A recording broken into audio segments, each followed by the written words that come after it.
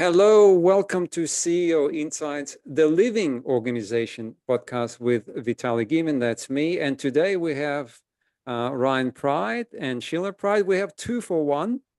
Welcome, guys. Thank you so much. Thank you. So Moksha Group is a culture shaping organization and helping leaders and teams to develop and grow and become phenomenal organizations. But maybe a few words from, let's start with Ryan and then Sheila about your company. Sure. We create high performance organizations. We do that through culture shaping. What that really means is that we help leaders be even better. We help teams connect and align, and we do that with a heart focus. And we do a lot of mindfulness work. It's very much East meets West, so a fusion of neuroscience plus contemplative traditions. And yeah, we love our work. We work all across the world. Yeah, it's been a joy. We've been doing this for 12 years now. So really lovely to be here with you. Wonderful. Thank you, Ryan. Sheila, maybe you can augment. Yeah, I really think that we help leaders and teams develop the capacity to do what they know they should be doing or they want to do. And so whether that's being able to give feedback or communicate open and honestly, whether it's to be able to self-regulate your nervous system under pressure so your nonverbals aren't screaming at someone that it's not safe to give you feedback. But I think what our specialty is really helping people identify what they really want and what's blocking, and then how do we create that not only as an individual, but as a unit, as a team. And then our biggest success and hope is that even though we work in that workplace setting, that these teachings and practice transform their most meaningful relationships. So like with their kids and their family and their communities, working on projects that demand our attention, such as, climate change and our communities and our schools and whatever on people's heart, that they learn something that will help them succeed with all of their most precious relationships, in addition to work success. How important. Thank you. She always says it so much better than me. This is great. That was great, honey. That's the feminine quality is there. Just like communication is in their genes. We go, oh. We're good at grunting. Always. Sometimes we can bring fire. No, I'm joking. Yeah, but it is a more flowing. I had to spend a lot of hours learning how to speak, and I think I'm still learning. Ryan, tell us about your topic of passion. What do you feel passionate about in general about in this area? Well, I worked in corporate America for a long time, and I saw how sick it can make people if you're in a bad culture, and it really can ruin people's lives. And I've seen people. Literally, I worked in a facility where a man hung himself at work because of what was going on. I've talked to people that were dying of cancer who felt as though, work was a big cause of that. And, a big part of our mission is to improve the world. And we recognize that, if we're not in a high vibe place, if we're not living our best life, it's very hard to get people to do anything other than just cope with life. They get done with work, they want to check out, they watch TV, they, do whatever they have to do to sort of cope with that day. And so when we think about a changing earth and how we can get people energized to do that, if work sucks the life force out of them, it's very unlikely we're going to be able to do things like tackle global warming. And so a big part of what we want to do is improve what work feels like. And the really beautiful thing is that by doing that, we increase outcomes as well. A high-performing organization also has an incredible work culture. It has thriving leaders, right? Thriving leaders create thriving cultures. Thriving cultures create operating profit. It's really that simple. Oh, wonderful. Thank you. Thank you. And Sheila, what's the passion? Where is the passion? Okay, so my passion is really, so I started out as a social worker working in the field of violence, interpersonal violence, and working with refugees and war survivors. And what struck me is that really beautiful people under certain circumstances do really harmful things to each other that they would never do in a healthier environment or the situation was different. And so my whole life's work has been And whether I'm working, volunteering in a prison or working with families or working in companies, is how do we create an environment and interpersonal skills so that we can literally show up in our heart, regulated, act out of that higher consciousness, that prefrontal brain, to create these win-win scenarios. And I feel like we're able to do that. And so for me, this work is just an extension of that. How do we create being seen, feeling belonging, and successful for all, right? And so to me, it is an extension of my personal mission, which is to help people feel safe in the world and to co-create something better than they could ever achieve solo or in an environment that they don't feel safe. And it's amazing to see what people can do, even if they're just in their marriage or their family or in a workplace or their community, when they feel safe around each other. And they can solve a lot of really challenging. And I feel that's not only the work of Ryan and I know it's part of your work, but it's the world work of this time, is how do we collaborate? How do we create safety so we can solve the things that we cannot solve solo? Yeah. Beautiful. Yeah. And very much can associate with that. Absolutely. So just for our audience, before this session, I asked both of them, what is their passion? And it was slightly different to what it was now, but it's okay. We will bring it back. Ryan said it was, culture is a shadow. Why don't you say it? Because you said it much better. It's a Larry Sin quote, so I can't claim it, but it's a culture is a shadow of leadership. So if you want to change culture, it does require personal transformation at its core. Okay. And Sheila said, oh yes, thank you for this bringing me back. It's closing the gap, and it's helping people do what they really want to do. So noticing, like, an awareness of, I know what to do. I know I'm supposed to be able to give feedback, receive feedback, not silo, collaborate, communicate in a certain way, and identify like what you really want and where that gap is, and then develop the skill set and the tools to be able to achieve what you really want. And in my spiritual practice, the whole aim of doing practices in general, whatever your practices are, is to close that gap. And we need others to be able to reflect, to support us as we do that individually and collectively. So my passion is helping people close the gap on the individual and team level. okay, beautiful, beautiful. Okay, so my brain is unipole. I can't hold two things in one, but I will try because they're slightly different. But the two have an amazing relationship. Well, you have an amazing relationship. But the two topics you brought up, obviously, how do we turn the shadow into light by closing the gap? Yeah. Right? Because the only way we can turn that shadow into light is by increased self-awareness, right? Obviously, that there is a shadow. If you don't see it, then there isn't one. So increasing the self-awareness, typically the leader is the one that's sending the signals to the organization, and the organization mirrors back the leadership style, right? That's the number one. Because I was a really bad leader, and I was blaming everybody else, and then until my coach said, "Do you realize you've created your own problem?" I go, "What? No, it's their problem." Yeah.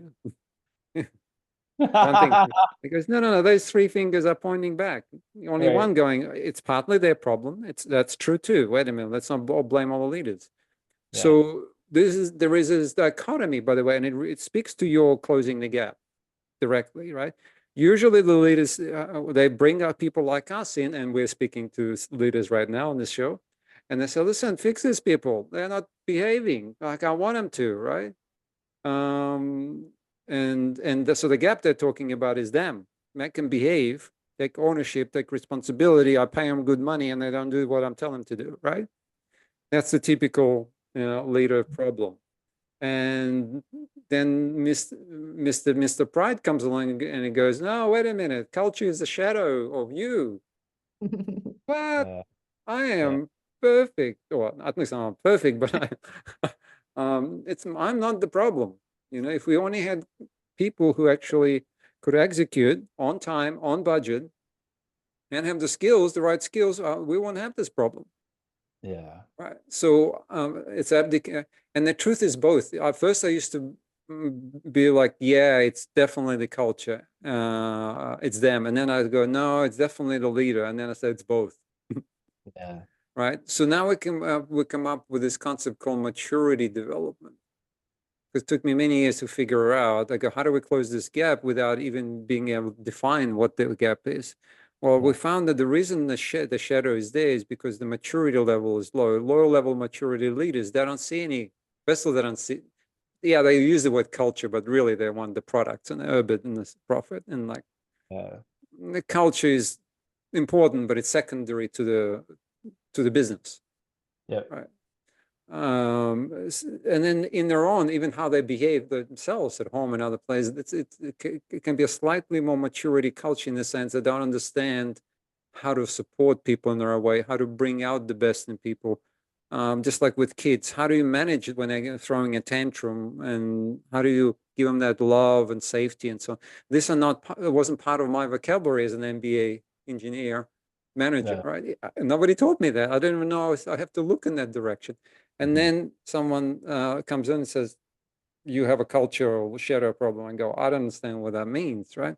So that's when we have to come back to Sheila and say, okay, if we show them that by increasing a mature leader actually thinks, first of all, self-aware and says, wait a minute, what am I causing that's creating a problem? Right? What the part that if I'm becoming a dictatorial boss, how am I expecting the rest of the organization becoming anything else but a dictatorial hierarchical company, right? If I don't know how to bring up the best in people, how to make them choose for themselves, right? With the kids, the biggest part of maturity development we realized is how allow them to make their own mistakes, learn from that, and make their own choices, right?